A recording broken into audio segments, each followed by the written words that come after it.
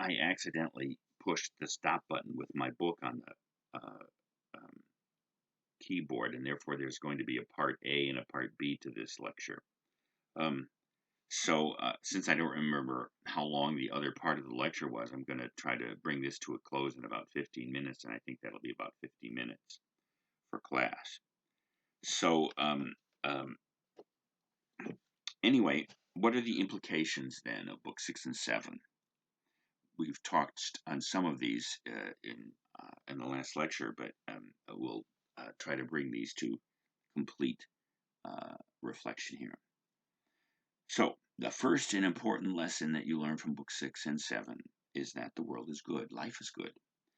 The universe has an order, a structure, a purpose.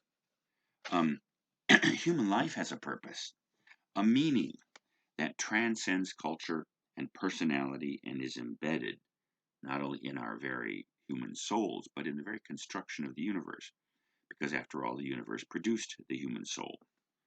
There's a certain sense in which both Plato and Aristotle say that the material universe, even the billions of years that preceded human existence, was waiting to produce and eventually did want to produce and did produce human beings, the part of the universe that is capable of consciousness and dialectic. So we can discover that aspect of the universe, and that aspect of the universe, it turns out that discovery of purpose and structure and order guides our personal, when translated and made visible by philosophy, guides our moral, personal, and political lives. So the universe, but here's the big but, as Simone says to Pee-wee in Pee-wee's Big Adventure in the mouth of the dinosaur in the desert. But the universe contains both order, beauty, and goodness and eternity, but also chance, death, decline, and disorder, as we'll discover in Book 8. And chance discovers how much truth each soul can grasp, and individual judgment is likely to be tainted by and overcome by opinion. Hence the nature of the reality that all of us grow up in the cave at the beginning of Book 7. So every human being in the universe is trying to be, even if they don't fully understand this, is trying to be conscious. When in the philosophical dialectic, the soul reaches moments of clarity and insight, the highest aspiration of the human mind becomes the embodied highest aspiration or potential of the entire universe. Knowing becomes blended or merged with being. And goodness exists and bestows beauty on the knower and on the cosmos. So it's the song of the dialectic that completes the human soul and brings its highest potentials into being, and also completes the universe. The universe becomes good and beautiful in the mind of the philosophic, I should say, in the song of the dialectic. And on page, at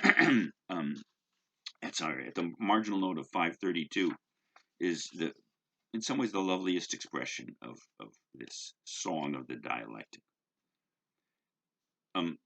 But, and this is in the middle of page 211, the marginal note is kind of at 531E at 532A. No, by Zeus, he said, with the exception of a very few whom I have encountered. But I said, was it ever your opinion that men who are unable to give an account and receive one will ever know anything of what we say they must know? To this question, too, he said, the answer is no. Glaucon, I said, isn't this the song itself that dialectic performs? It is in the realm of the intelligible, but it is initiated by the power of sight.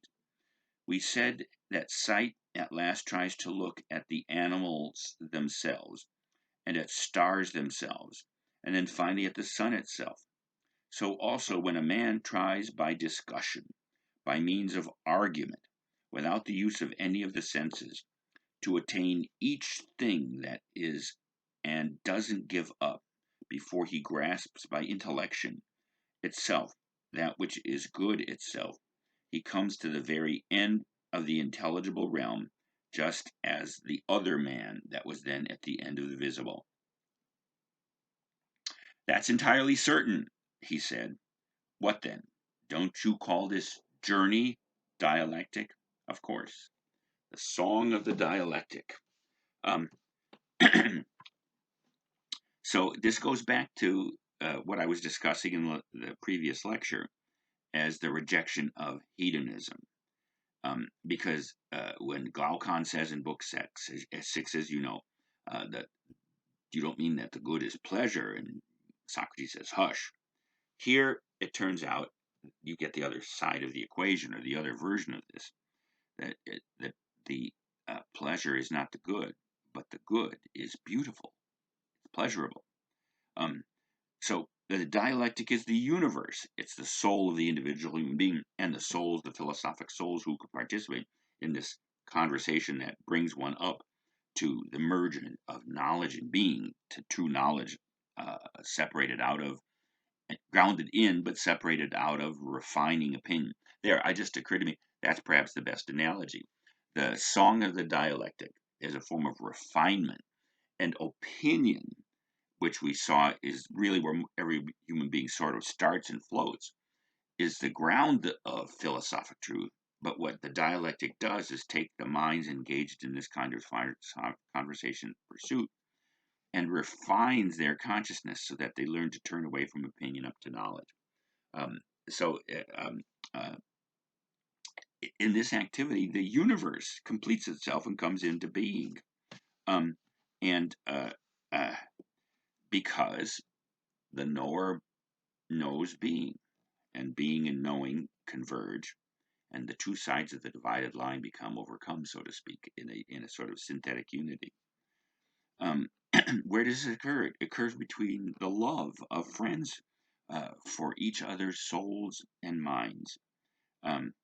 So, in some ways, this, as you're going to see in the next, the next point I want to make is this doesn't deny the other activities that human beings will obtain pleasure from, but it now enables you to rank those pleasures.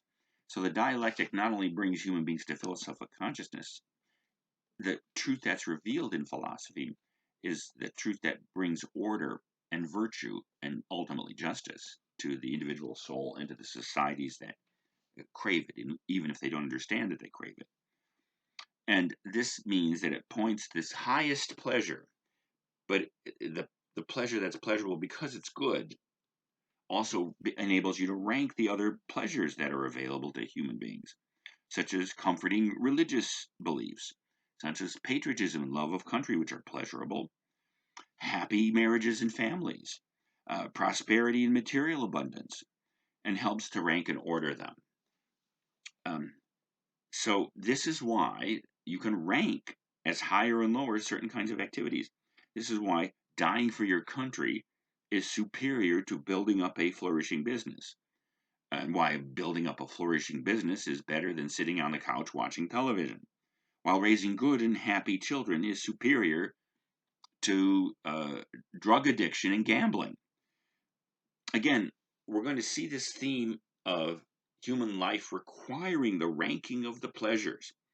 And as we'll see, certain philosophies, especially philosophies that grew up in the Greco-Roman world and became influential at the time, rendered it impossible to do this. And we'll see, this is the last author that we're going to study in this course, Cicero. Cicero deliberately turns his philosophic attention to the Platonic and Aristotelian quest of refuting hedonism. And again, we'll turn to that later. So we've now seen what the perfect city looks like, how it can come into being, and just to give you a taste of what's coming on Monday, even if this perfect city comes into being, it doesn't last very long, and it begins to decay almost instantly. Now, you're going to see Book 8 starts with the most bizarre description of what begins this process of decay and why the perfect city, even if it comes into being, can't exist forever. Because everything dies, that's one thing, of course, in this world of becoming. Even if the world of becoming is looking up to the world of being, the world of becoming can only approximate that being and move away from it. We are born to die. Cities are born to improve, perhaps for moments even to reach perfection, but are born to decay and decline. And out of that sober process of decline, the political science of Plato is completed and constructed, that was adumbrated at the end of Book 4, is now brought to completion in Book 8. And that is what we'll turn to on Monday.